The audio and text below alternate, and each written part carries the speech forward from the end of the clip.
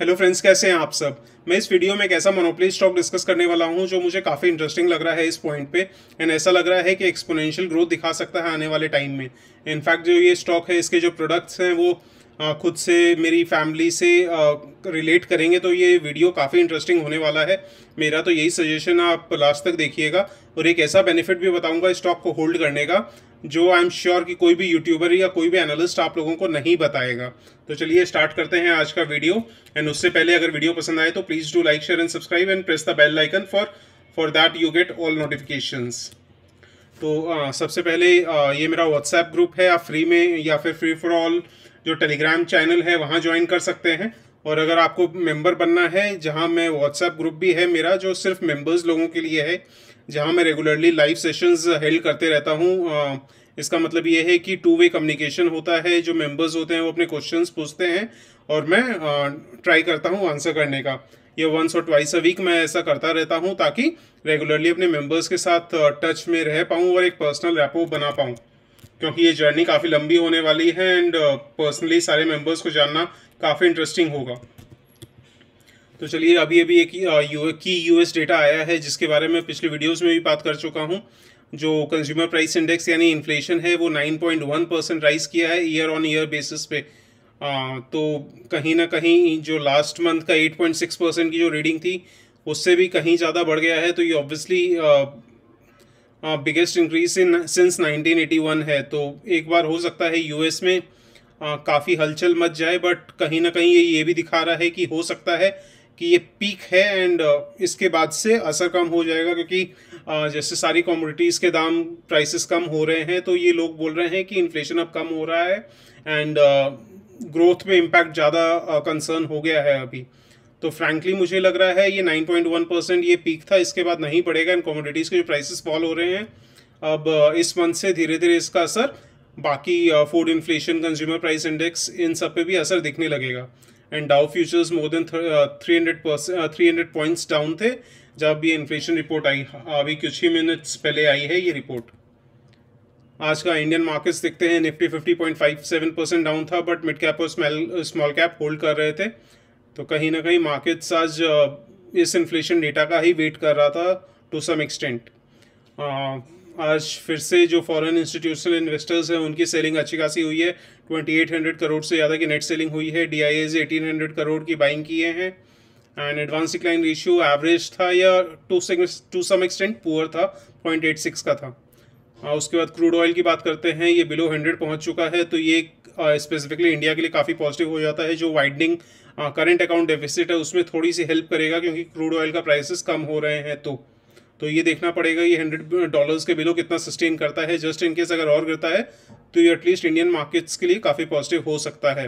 जो US government bond yield है वो आप देख सकते हैं वापस थोड़ा सा कम हुआ है, तो ये कहीं ना कहीं पॉजिटिव हो जाता है। उसके बाद कॉपर के प्राइसेस देख रहे हैं, एक शार्प डिप देखने को मिला है। तो ये कहीं ना कहीं इन्फ्लेशन के पॉइंट ऑफ व्यू से राहत देता है, but at the same time ये भी शो कर रहा है कि आने वाला टाइम में ग्रोथ के ऊपर काफ़ी ज़्यादा इम्पैक्ट पड़ सकता है। डॉलर करेंसी इंडेक्स अगेन ये 108 के पास है, तो इसका थोड़ा कम होना बहुत ज़रूरी है। अदरवाइज ऐसा लग रहा है कि डॉलर में इन्वेस्टमेंट ज़्यादा हो रही है, क्योंकि डॉलर को सेफ हेवन माना जाता है। ये जब तक 105 के आसपास नहीं आता तब तक थोड़ा सा मार्केट्स प्रेशर में रह सकता है। बट अगेन अपने को ओवर एनालाइज नहीं करना है, अपने को धीरे धीरे सिस्टमैटिक मैनर में इन्वेस्ट करके चलना है। क्योंकि आप जानते हैं कोविड में क्या हुआ था। कोविड में एक ही बार में मार्केट टूटा है, एक ही बार में मार्केट बढ़ गया था। तो ऑब्वियसली ज़रूरी नहीं है हर बार ऐसा हो, बट ये बहुत ज़रूरी है कि जब मार्केट्स फिर से बढ़ने लगा था तब भी कोविड गया नहीं था, कोई वैक्सीन नहीं बनी थी, उसके बावजूद मार्केट्स बढ़ने लगे थे क्योंकि वैल्यूएशंस काफ़ी रीजनेबल हो गई थी। तो मेरा भी वही कहना है, अभी जो वैल्यूएशंस है काफ़ी रीजनेबल है, तो मार्केट्स कब बढ़ने लगेगा पता भी नहीं चलेगा और बाकी सारे रिस्क फैक्टर्स धरे के धरे रह जाएंगे। तो फाइनली मैं जिस कंपनी की बात कर रहा हूँ, मान्यवर मोहे या वेदांत फैशंस लिमिटेड, काफ़ी इंटरेस्टिंग स्टॉक लग रहा है ये मुझे। इनफैक्ट काफ़ी दिन से मेरी रडार पे था, बट मैं इसको पर्सनली डिटेल में चेक नहीं कर पा रहा था। तो सबसे पहले एथनिक अपैरल मार्केट देखते हैं। ये अभी तक मोस्टली इंडिया में अनऑर्गेनाइज सेक्टर था, बट धीरे धीरे अभी ऑर्गेनाइज सेक्टर पे की तरफ मूव कर रहा है। एंड ऑब्वियसली इसमें जो सोल कंपनी जिसने ये चेंजेस लाए हैं वो है मान्यवर या वेदांत फैशंस। आजकल जो स्पेसिफिकली मैरिज मार्केट में जो ऑर्गेनाइज सेक्टर में ऑलमोस्ट मोनोपली है वेदांत फैशंस की, तो ये काफ़ी पॉजिटिव हो जाता है। और क्रिसिल की एक रिपोर्ट में लिया गया है कि जो एथनिक एपरल मार्केट है वो 17% इंक्रीज होने वाला है over the next 3 years. And अपने सब जानते हैं एथनिक एपरल में वेदांत फैशंस का काफ़ी अच्छा होल्ड है। एंड ये काफ़ी लोग जो अनऑर्गेनाइज सेक्टर से जैसे फॉर एग्जांपल कुर्ता पजामा, धोती कुर्ता या जो भी एथनिक एपरल लेते थे वो अब धीरे धीरे मान्यवर की तरफ शिफ्ट हो रहे हैं, तो यहाँ से काफ़ी ग्रोथ आ सकता है। And obviously around 95 lakh to 105 lakh, that means around 1 crore weddings होती है इंडिया में, अप्रॉक्सीमेटली 10 लाख से 20 लाख के रेंज के बीच में। तो वहाँ से भी अच्छा खासा डिमांड आ सकती है वेदांत फैशंस या मान्यवर के प्रोडक्ट्स की। तो अपने देखते हैं इसका आईपीओ रिसेंट में ही आया था। सबसे इंपॉर्टेंट चीज़ ये है कि ये फ्रेश इशू नहीं था, ये ऑफर फॉर सेल था। दैट मीन्स जो भी अपने प्रोमोटर्स ने अपनी होल्डिंग सेल की थी, प्रोमोटर्स के पर्सनल पॉकेट में गया था पैसा, कंपनी को पैसा नहीं मिला था, तो वो जो पैसा आया है वो कंपनी एक्सपेंशन पर्पस के लिए यूज़ नहीं करेगी। तो ये कहीं ना कहीं थोड़ा नेगेटिव हो जाता है, बट स्टिल ये अच्छा लग रहा है कि अभी भी प्रोमोटर होल्डिंग अराउंड 85% है, या 84.9% टू बी स्पेसिफिक। तो ये काफ़ी पॉजिटिव हो जाता है। उसके बाद वेदांत फैशंस, इसका हेडक्वार्टर्स कोलकाता में है। रवि मोदी इसके सीईओ हैं। एंड रवि मोदी ने अपने बेटे के नाम वेदांत के नाम पे ये कंपनी स्टार्ट की थी। एंड अपने सब जानते हैं ऑब्वियसली दिन भर कहीं भी देखें तो मान्यवर की ऐड चलती रहती है। एंड जो अभी जो ग्रोथ आ रहा है धीरे धीरे, जो विमेन सेगमेंट है वहाँ पे भी अब कैप्चर करने की कोशिश कर रहा है। विमेन सेगमेंट में तो ऑलरेडी बहुत अच्छा काम कर रहा है ये। एंड धीरे धीरे ये आउट ऑफ इंडिया भी अपना प्रेजेंस एस्टैब्लिश कर रहा है। एंड एस्पिरेशनल है, येट वैल्यू फॉर मनी है। एंड इनफैक्ट मैं इसकी बात बोल सकता हूँ क्योंकि मैं पर्सनली देखा है। जैसे फॉर एग्जांपल जो लोग कोलकाता में हैं वो सत्यायन एसी मार्केट ज़रूर जानते होंगे।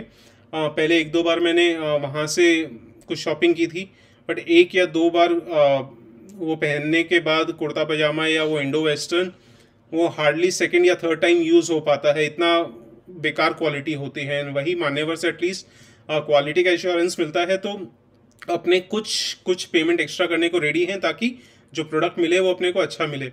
उसके बाद ये धीरे धीरे बहुत सारे ब्रांड लॉन्च कर रहा है, मान्यवर, मोहित, त्वमेव, ऐसे बहुत सारे ब्रांड हैं जो धीरे धीरे इसका एक्सपेंशन में हेल्प करेगा।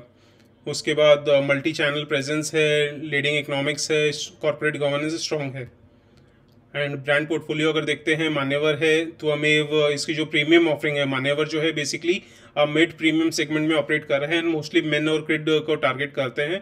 त्वमेव जो है इसका प्रीमियम ऑफरिंग है। इनफैक्ट त्वमेव के बारे में मुझे भी नहीं पता था, जब मैंने स्टडी करना स्टार्ट किया तो मुझे त्वमेव के बारे में पता चला एंड वहाँ मैंने इसके प्रोडक्ट्स देखे तो मन खुश हो गया। इनफैक्ट अभी जैसा आप लोग सब जानते हैं, मेरे जो बेबी हुआ है उसकी पार्टी हम लोगों ने 22 को रखी है, इस 22 जुलाई को।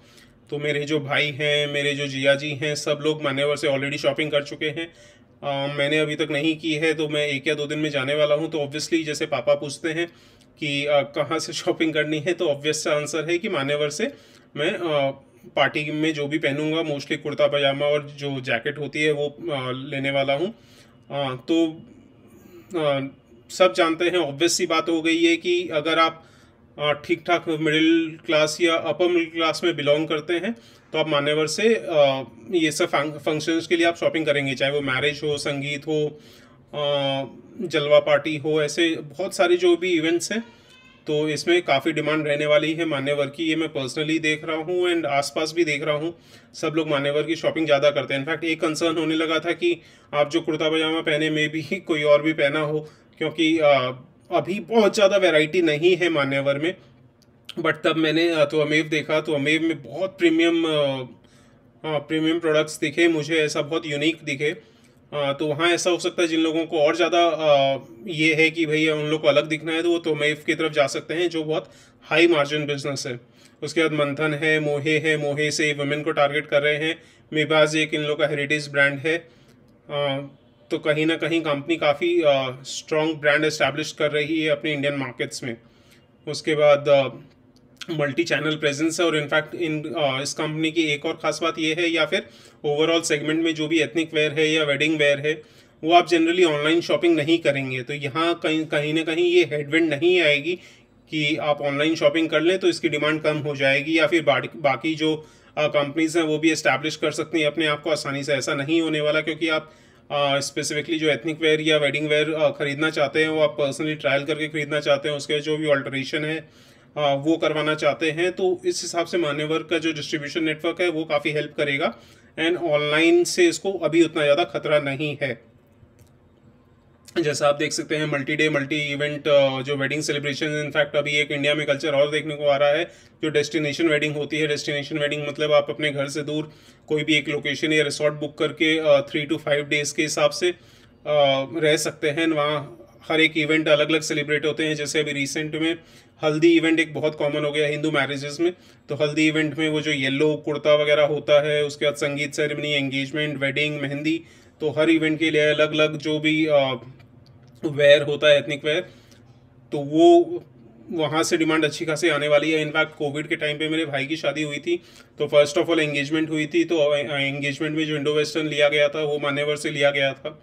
एंड उसके बाद जो शादी हुई ऑब्वियसली उसमें जो शेरवानी होती है, उसके बाद जो शेरवानी के साथ साथ जो अलग अलग एक्सेसरीज आती हैं, आप यकीन मानिए सिर्फ एक्सेसरीज के ऑलमोस्ट 15,000 पड़ गए थे। तो मान्यवर को कितना प्रॉफिट हो रहा है आप इससे अंदाज़ा लगा सकते हैं। और उसके बाद एक आशीष ने कुर्ता पजामा भी लिया था संगीत सेरेमनी के लिए, कुर्ता पजामा एंड जैकेट, वो मान्यवर से। तो अभी जो मेरे बेबी की सेलिब्रेशन होने वाली है वहाँ पे सारे सब कुछ शॉपिंग हो रही है मान्यवर से, तो कहीं ना कहीं डिमांड अच्छी खासी बढ़ने वाली है। जो ऑर्गेनाइज सेक्टर है एक ब्रांड वैल्यू मिल रही है। और इनफैक्ट अभी जैसे मैं अपनी बच्ची के लिए थोड़ा कंसर्न हूँ, बच्ची मेरी जो 9 ईयर की डॉटर है, कि उसके लिए शॉपिंग कहाँ से करूँ, तो कल या परसों उसको लेके जाऊँगा। तो मान्यवर में अभी उतना किड्स स्पेसिफिकली डॉटर्स के लिए या लड़कियों के लिए उतना ज़्यादा अभी नहीं मिलते हैं प्रोडक्ट्स, तो अभी कहीं और से शॉपिंग करनी पड़ेगी। एंड धीरे धीरे तो एक्सपेंशन की बहुत ज़्यादा अपॉर्चुनिटी है। धीरे धीरे अभी किड्स को टारगेट करेगा, वेमेन को टारगेट करेगा, तो मुझे लगता है एक्सपोनेंशियल ग्रोथ दिखा सकता है। एंड उसके बाद जो अलग अलग फेस्टिवल्स हैं वहाँ भी अब एथनिक वेयर पहनना एक तरह का फैशन बनते जा रहा है। जैसे अपने देखेंगे लास्ट फ्यू ईयर्स में ये ट्रेंड चेंज हो रही है। इससे पहले क्या था कि अपने नॉर्मल पहनते थे उतना फ़र्क नहीं पड़ता था, बट अब धीरे धीरे मान्यवर जैसी कंपनीज एक फैशन क्रिएट कर रही है, स्टेटस सिंबल क्रिएट कर रही है कि अब दिवाली हो, दुर्गा पूजा हो, राखी हो, गणेश चतुर्थी हो, इंडिपेंडेंस डे हो, वहाँ आपको कुर्ता पजामा या एथनिक वेयर पहनना चाहिए। एंड एक और बेनिफिट बताता हूँ जो आपको कोई नहीं बताएगा, वो ये जब भी आप मूवीज़ देखने जाते हैं तो ऑब्वियसली सबसे पहले मान्यवर की ऐड आती है, या तो अमिताभ बच्चन होगा या उसमें रणवीर सिंह होगा, आलिया भट्ट होगी। तो उसमें आपको जैसे पर्सनली मुझे इरिटेशन होती है क्योंकि काफ़ी रिपीटेटिव हो जाती है। ऑब्वियसली इंडियन जो इमोशन है, फैमिली वैल्यूज़ हैं, उसके साथ कनेक्ट होता है, लेकिन एक रिपीटेशन जो हद से ज़्यादा हो जाती है उससे थोड़ा सा इरिटेशन होने लगता है। बट आप अगर इसका स्टॉक ऑन करेंगे तो एटलीस्ट ये एडवांटेज है कि आपको लगेगा चलो ऐड आ रही है, इसकी रेवेन्यूज़ बढ़ेगी तो मेरा ही प्रॉफिट है, शेयर प्राइस बढ़ेगा। तो ये कहीं ना कहीं साइकोलॉजिकल बेनिफिट हो सकता है। तो obviously huge domestic market of weddings है, multi day multi event celebration है, जो ट्रेंड हो रही है वो चेंज हो रही है इंडियन वेडिंग्स में। जैसे आप तैयार होके आइए जो अमिताभ बच्चन बोलते हैं ऐड में, उसके बाद ब्रांडेड प्लेयर्स की पेनिट्रेशन बढ़ रही है Tier 2 Tier 3 सिटीज़ में भी। और टेलर्स आप देखेंगे उनकी डिमांड कम हो रही है। Ready to wear celebration ethnic apparel ज़्यादा डिमांड में आ गए हैं। उसके बाद जो इनके 5 ब्रांड्स है वो ऑलरेडी डिस्कस कर चुके हैं। या आप त्वमेव के प्रोडक्ट्स देख सकते हैं, ये देखने में ही काफ़ी प्रीमियम लगते हैं। ये शेरवानी है, उसके बाद ये कुर्ता जैकेट वगैरह है, जो मैं खुद कंसर्न था कि यार बहुत कॉमन ना हो जाए, एटलीस्ट मेरे को अलग दिखना है। तो त्वमेव मैंने इनकी वेबसाइट पे देखा तो ये काफ़ी इंटरेस्टिंग लगा। उसके बाद एक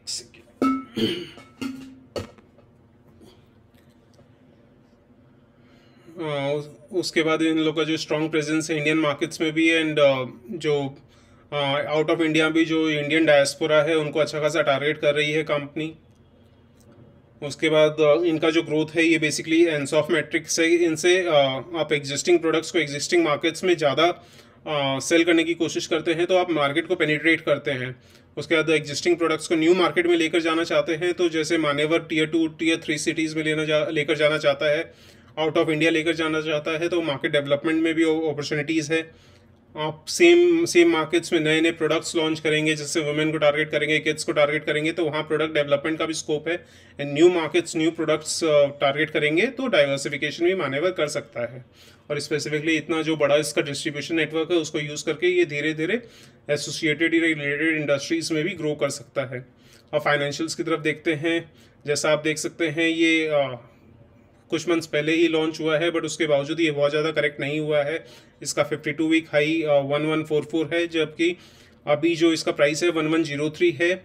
जो सबसे कंसर्निंग लगा मुझे स्टॉक प्राइस अर्निंग्स रेशियो 87 का है। जनरली मैं इस high value specifically high price earnings companies को कवर नहीं करता हूं, बट ये काफ़ी इंटरेस्टिंग लग रही है तो मैंने कवर किया है। Price earnings growth ratio higher side पे है, बट अगर आने वाले टाइम में ग्रोथ एक्सपोनेंशियली दिखाती है और स्पेसिफिकली लास्ट 2 ईयर्स में कोविड का भी इम्पैक्ट था, तो हो सकता है प्राइस अर्निंग्स ग्रोथ रेशियो उसकी वजह से भी बढ़ा हुआ है।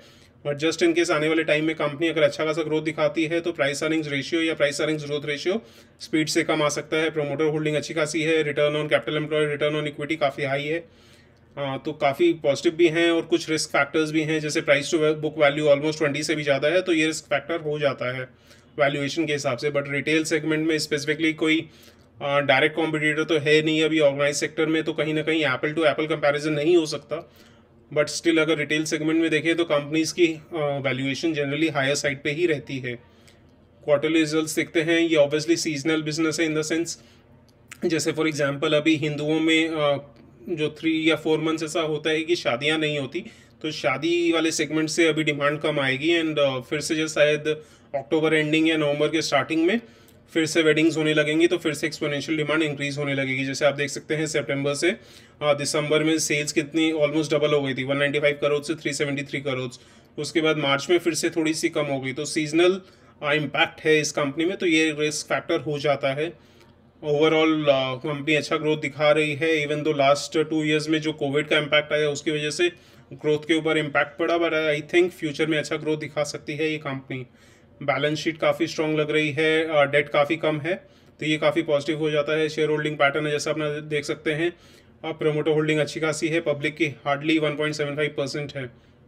उसका टेक्निकल्स देखते हैं, इसने अभी डबल क्या बोलते हैं डब्लू पैटर्न या डबल बॉटम पैटर्न बनाया है, जो पॉजिटिव हो जाता है। एटलीस्ट शॉर्ट टर्म में ऐसा लग रहा है कि कंपनी राइज दिखा सकती है, स्टॉक राइज दिखा सकता है, बट अगेन ये अपने रेजिस्टेंस जोन के पास है जो 1100 के आसपास है, वहाँ से ही इसने लास्ट टाइम ब्रेक नहीं कर पाया था, तो वहीं से फॉल देखने को मिली थी।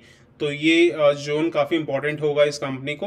अगर शॉर्ट टर्म में भी अपने को अच्छा रिटर्न चाहिए तो इस ब्रेकआउट का वेट करना पड़ेगा। ये अगर 1150 को क्रॉस करती है या अपने जो इसका 52 वीक हाई है 1144 उसको क्रॉस करती है तो काफ़ी पॉजिटिव हो जाएगा।